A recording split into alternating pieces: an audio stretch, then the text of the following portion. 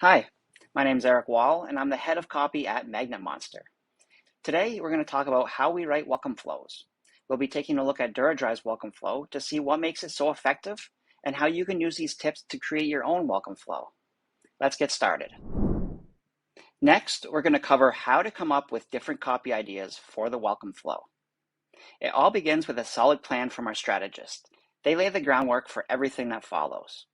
And while every welcome flow is different, there are a few key elements that should be included in most welcome flows.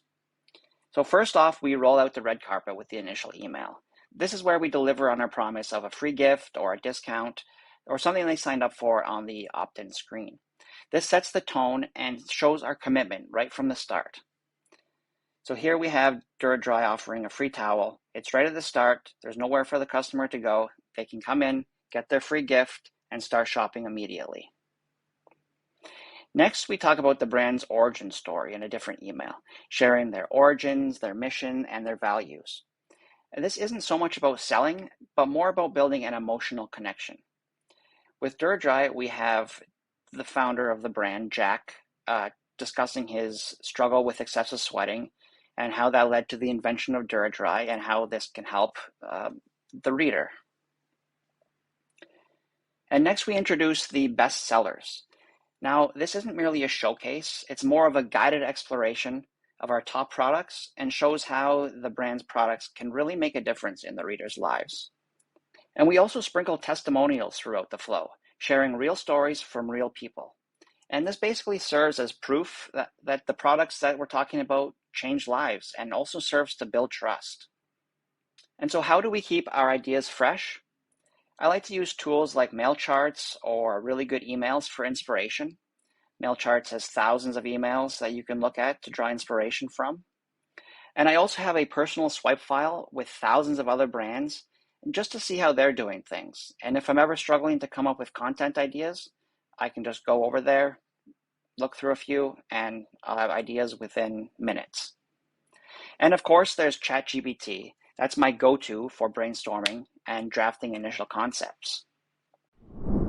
Next, we're going to talk about how we think about subject lines and hooks for the welcome flow. So when it comes to getting your emails open, the subject line does everything. Here's how we think about crafting subject lines at Magnet Monster that not only grab attention, but also get clicks. First, keep them short and to the point. Aim for less than 50 characters, even less if possible. This ensures your entire message is visible on most devices and email clients, avoiding any crucial parts from being cut off. Next, mention the value right up front. If you're offering a discount, for example, make it clear right from the start. Another tip is to use language that sparks interest or offers a welcome surprise. Something like, welcome gift inside, or your exclusive welcome offer. These kind of phrases create excitement and encourage new subscribers to open the email to discover what special treat awaits them. Another tip is to evoke curiosity by asking a question. For instance, a subject line for Duradry could be, ready to get your confidence back? Another tip is to evoke curiosity by asking a question. You can't see it here, but with Duradry's welcome flow, their first welcome email, the subject line is, ready to get your confidence back? Now, this type of subject line is effective because it directly addresses the potential benefit to the reader and taps into their innate desire or need. This approach to writing subject lines is about creating a positive first impression and setting the stage for future interactions. Next up, how long or short should the email copy be in the welcome flow?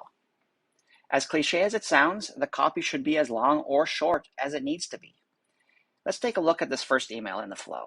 Since this one is typically going to be the brand fulfilling on their promise on the discount or gift that was offered on the sign-up form, it can be short and to the point. Here we've got a welcome headline, we give them the offer in the body copy, we have a few powerful USPs about the brand, and here we've also added a risk reversal section to really let them know that they have nothing to lose. So while the goal is to always keep the copy short and punchy, there are times when you want longer copy. For example here, sharing the brand story, a longer format is necessary to fully convey the values and the ethos of the brand. Or if you look over here, we're explaining the science behind sweating. So given the nature of this topic, this section is understandably a bit longer because it requires more explanation to ensure that the reader understands and trusts the science backing the product. Note that the copy is still short and to the point. The idea is to give the reader just enough information to spark their interest and get them to click to either buy the product or read more information. When writing copy, you should always ask yourself, does this additional information add value? If the answer is yes, then it's worth including, no matter the extra length. Next up, what is the point of a welcome flow? What do we want our target audience to do when they come to the end of the flow? So ideally, we want the audience to buy from us, from the very first email. But if not, we have the rest of the flow to tip the scales in the brand's favor. By going through to the end of the welcome flow, we want the audience to, 1, make a purchase. This is the primary call to action. After introducing them to the brand, explaining product benefits, and offering a first purchase discount, we want them to feel confident and motivated to make their first purchase. And number 2 is to engage with the brand.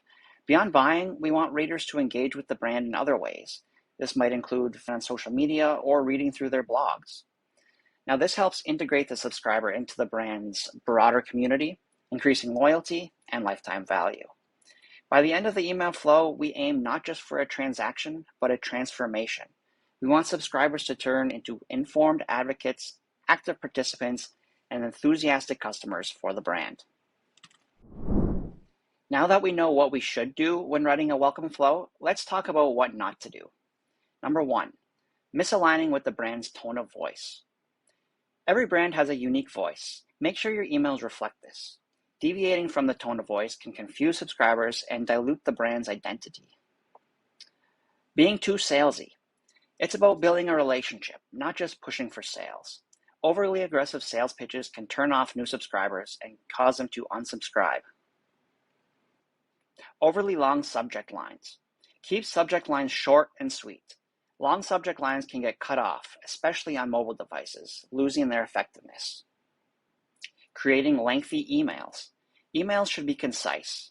Overloading emails with information can overwhelm subscribers, so aim for a balance where emails pique the interest of the reader and leads them to your website for more details. Okay, and that's how we write welcome flows at Magnet Monster. Let's quickly recap what we've covered today. 1, get to know your audience and brand. We start by digging into all the brand's details and customer feedback. It's all about getting the tone just right from the start. Crafting emails that get read.